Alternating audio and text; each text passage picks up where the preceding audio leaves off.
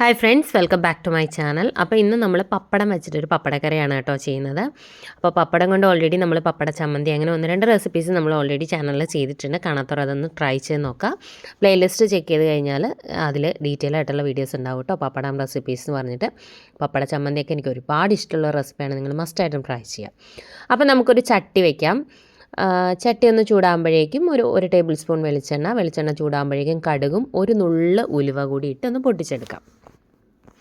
ഉലുവയൊക്കെ ഒന്ന് പൊട്ടി വരുമ്പോഴേക്കും അത്യാവശ്യം വലിപ്പമുള്ള ഒരു സവോളയാണ് നല്ല ചെറുതായിട്ട് അരിഞ്ഞ് ചേർത്ത് കൊടുക്കാം. ചെറിയ ഉള്ളി ആണെങ്കിൽ ഒരു 10-15 ചെറിയ ഉള്ളി ചേർത്താലും മതി കേട്ടോ. അതൊക്കെ നിങ്ങളുടെ ഇഷ്ടത്തിനനുസരിച്ച് ചെയ്യാം. കുറച്ചുകൂടി ടേസ്റ്റ് ചെറിയ ഉള്ളിക്ക് തന്നെയാണ്. ഇനി നമുക്ക് ഒരു 6-7 വെളുത്തുള്ളി, അത്യാവശ്യം വലിപ്പമുള്ള വെളുത്തുള്ളിയാണ്, നമ്മൾ അതുകൂടി ചേർത്ത് കൊടുക്കുന്നുണ്ട്. ഇനി നമുക്കിതൊന്ന് വഴറ്റിയെടുക്കാം. ഇതിലേക്ക് ആവശ്യത്തിന് ഉപ്പ് കൂടി ഇട്ടിട്ടുണ്ട്. നമ്മുടെ സവോളയൊക്കെ അത്യാവശ്യം നന്നായിട്ട് നമുക്കൊന്ന് വാട്ടിയെടുക്കാം കേട്ടോ. നല്ല പോലെ വഴണ്ട് വരട്ടെ.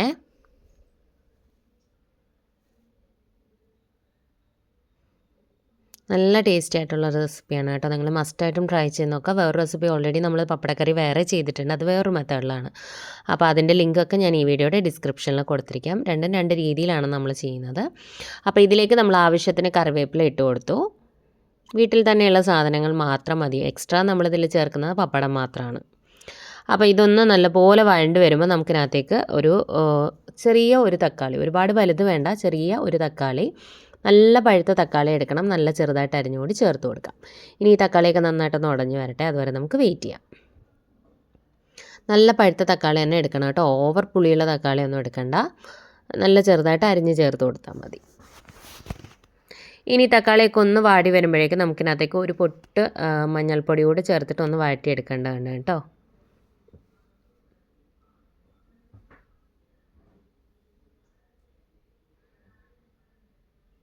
അപ്പോൾ ഇതൊന്ന് ആയി വരുന്നുണ്ട്. ഇനി നമുക്ക് ഇതിനകത്തേക്ക് മഞ്ഞൾപ്പൊടി ചേർത്ത് കൊടുക്കാം. സ്വല്പം മതി, ഒരു 1/4 ടീസ്പൂണിൽ താഴെ, അത്രയൊക്കെ മതിയാവും കേട്ടോ. ഇനി അതുകൂടെ ചേർത്തിട്ട് നമുക്ക് നല്ലപോലെ വഴറ്റിയെടുക്കാം. ആ മഞ്ഞൾപ്പൊടിയുടെ ആ ഒരു റോ ടേസ്റ്റൊക്കെ ഒന്ന് മാറിക്കഴിയുമ്പോൾ നമുക്ക് ഇതിനകത്തേക്ക് മസാലപ്പൊടികൾ ചേർത്ത് കൊടുക്കേണ്ടതുണ്ട്. ഒരു എരിവിനനുസരിച്ച് ഒരു 1/2 ടീസ്പൂൺ മുളക് പൊടിയും 1 ടീസ്പൂൺ നിറച്ചിട്ട് മല്ലിപ്പൊടിയും ചേർക്കുന്നുണ്ട്. മുളക് പൊടി നിങ്ങളുടെ എരിവിനനുസരിച്ച് ചേർത്ത് കൊടുക്കുക കേട്ടോ. എരിവ് കൂടുതൽ വേണ്ടുന്നവർക്ക് മുളക് പൊടിയുടെ അളവ് കൂട്ടാവുന്നതാണ്. ഇനി ഈ പൊടികളുടെ ആ ഒരു റോ ടേസ്റ്റൊക്കെ ഒന്ന് മാറിക്കഴിയുമ്പോൾ നമുക്കിനകത്തേക്ക് ഒരു 1-1.5 ഗ്ലാസോളം വെള്ളം ഒഴിച്ചു കൊടുക്കണം. എന്നിട്ട് ഈ വെള്ളം നന്നായിട്ട് തിളച്ച് ഈ വെള്ളത്തിൽ കിടന്നിട്ട് നമ്മുടെ തക്കാളിയൊക്കെ നല്ലപോലെ ഒന്ന് വെന്ത് ഉടഞ്ഞ് വരണം. നന്നായിട്ടൊന്ന് തിളയ്ക്കട്ടെ. അപ്പോൾ വെള്ളം നന്നായിട്ട് തിളയ്ക്കുന്നുണ്ട്. നന്നായിട്ട് തിളച്ച് ഒന്ന് കുറുകി വരട്ടെ, അതുവരെ നമുക്ക് വെയിറ്റ് ചെയ്യാം. നല്ലപോലെ തിളച്ചൊന്ന് കുറുകി വരുന്നൊരു സമയത്ത് ഒരു നെല്ലിക്ക വലുപ്പത്തിലുള്ള പുളി ഒരു 1/2 ഗ്ലാസ് വെള്ളത്തിൽ കുതിരാൻ വേണ്ടി മാറ്റി വെക്കണം. എന്നിട്ട് ഈ സമയത്ത് നന്നായിട്ട് ഞെരടി പിഴിഞ്ഞ് അതൊന്ന് കുറച്ച് പുളിവെള്ളം ഒഴിച്ചു കൊടുക്കുക. നിങ്ങളുടെ ടേസ്റ്റിനനുസരിച്ച് മാത്രം ഒഴിച്ചു കൊടുക്കുക. പിന്നീട് വേണം എന്നുണ്ടെങ്കിൽ എക്സ്ട്രാ ചേർത്ത് കൊടുക്കുക. അപ്പോൾ ആദ്യം ഞാൻ കുറച്ച് ചേർത്തു, എന്നിട്ട് പുളി ചെക്ക് ചെയ്തപ്പോൾ കുറച്ചുകൂടി വേണം, അപ്പോൾ ഞാൻ കുറച്ചുകൂടി ഒഴിച്ചു കൊടുക്കുന്നുണ്ട്. ആദ്യം തന്നെ ഇത് കംപ്ലീറ്റ് ആയിട്ട് ഒഴിക്കേണ്ട, കാരണം നമ്മൾ ഓൾറെഡി തക്കാളി ചേർത്തിട്ടുണ്ട്. അപ്പോൾ നിങ്ങളുടെ പുളിക്കനുസരിച്ച് മാത്രം ചേർത്ത് കൊടുക്കുക, കാരണം ഓരോരുത്തർക്കും ഓരോ ടേസ്റ്റ് ആയിരിക്കുമല്ലോ. അപ്പോൾ ആദ്യം തന്നെ ഒഴിച്ചു കഴിഞ്ഞാൽ കൂടാൻ ചാൻസ് ഉണ്ട്. അതുകൊണ്ട് കുറേശ്ശെ ഒഴിച്ച് നിങ്ങളുടെ പുളിക്കനുസരിച്ച് മാത്രം ഒഴിച്ചു കൊടുക്കുക. അപ്പോൾ അതൊന്ന് നന്നായിട്ട് തിളച്ച് വരട്ടെ. ഈ സമയത്ത് ഞാൻ എണ്ണ ചൂടാക്കിയിട്ട് അതിനകത്തേക്ക് നമ്മുടെ പപ്പടം പൊളിച്ചെടുക്കുകയാണ്.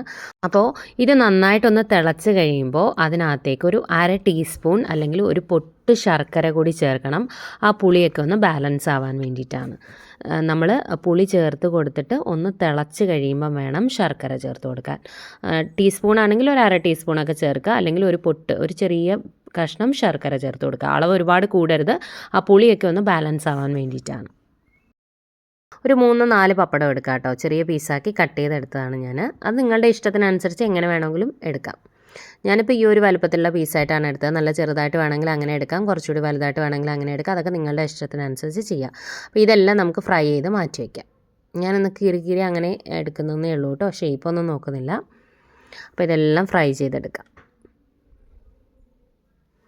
ഈ കറി തിളയ്ക്കുന്ന സമയത്ത് നമ്മുടെ പപ്പടം പൊള്ളിച്ചെടുത്താൽ മതി, അപ്പോൾ തണുത്ത് പോവില്ല ഇരിക്കുമ്പോൾ.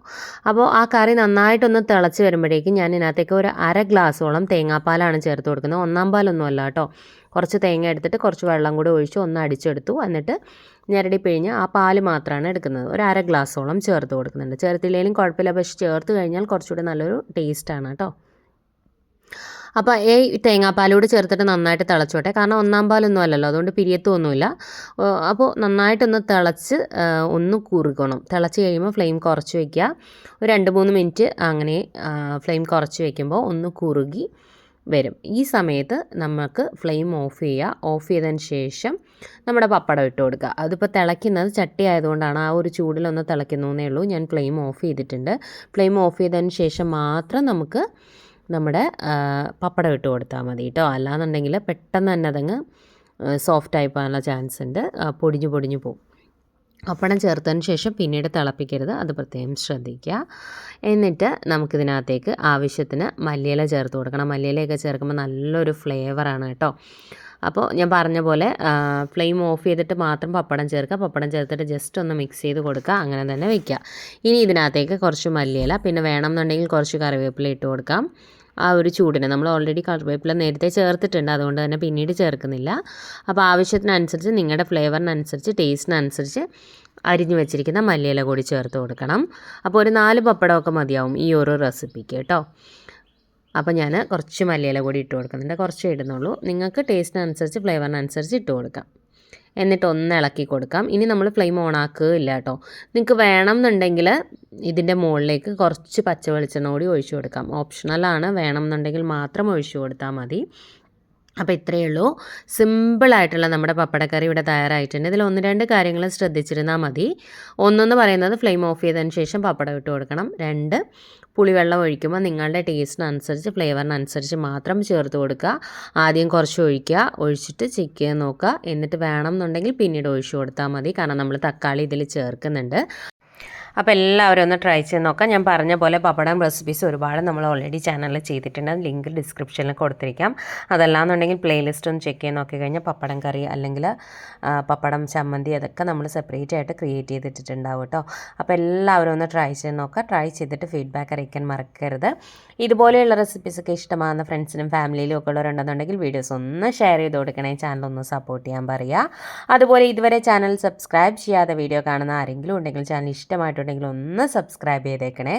സബ്സ്ക്രൈബ് ബട്ടൺ പ്രസ് ചെയ്യുമ്പോൾ അടുത്തൊരു ബെൽ ഐക്കൺ വരും. ബെൽ ബട്ടൺ പ്രസ് ചെയ്യുക. 3 ഓപ്ഷൻസ് കാണിക്കും. ആദ്യം കാണുന്ന ഓൾ തന്നെ പ്രസ് ചെയ്യുക, എന്നാലേ ഞാൻ പുതിയ വീഡിയോസ് ഇടുമ്പോൾ നിങ്ങൾക്ക് എൻ്റെ നോട്ടിഫിക്കേഷൻ കിട്ടും. അപ്പോൾ സബ്സ്ക്രൈബ് ചെയ്തുകൊണ്ട് മാത്രം ഞാനിടുന്ന വീഡിയോസിൻ്റെ നോട്ടിഫിക്കേഷൻ, പുതിയ വീഡിയോസിൻ്റെ നോട്ടിഫിക്കേഷൻ നിങ്ങൾക്ക് വരില്ല. അതിനായിട്ടാണ് അടുത്തുള്ള ബെൽ ബട്ടൺ പ്രസ് ചെയ്ത് ആദ്യം കാണുന്ന ഓൾ തന്നെ പ്രസ് ചെയ്യാൻ പറയുന്നത്. അപ്പോൾ ഞാനിപ്പം വീഡിയോ അപ്ലോഡ് ചെയ്താൽ ഉടൻ തന്നെ നിങ്ങൾക്ക് നോട്ടിഫിക്കേഷൻ വരുന്നതാണ്, നിങ്ങൾക്ക് വീഡിയോസ് കാണാൻ പറ്റുന്നതാണ്. അപ്പോൾ എന്തെങ്കിലും സജഷൻസ് ഒക്കെ ഉണ്ടെന്നുണ്ടെങ്കിൽ കമൻറ്റ് ബോക്സിൽ കമൻറ്റ് ചെയ്യാൻ മറക്കരുത്. അപ്പോൾ ഡെയിലി ഇടുന്ന വീഡിയോസൊക്കെ ഒന്ന് ചെക്ക് ചെയ്ത് നോക്കാൻ മറക്കരുത്. നിങ്ങളുടെ സപ്പോർട്ട് ഉണ്ടെങ്കിൽ മാത്രമേ എനിക്ക് മുന്നോട്ട് പോകാൻ പറ്റൂ. പുതിയൊരു റെസിപ്പിയുമായിട്ട് നമുക്ക് വീണ്ടും കാണാം. Friends, thanks for watching.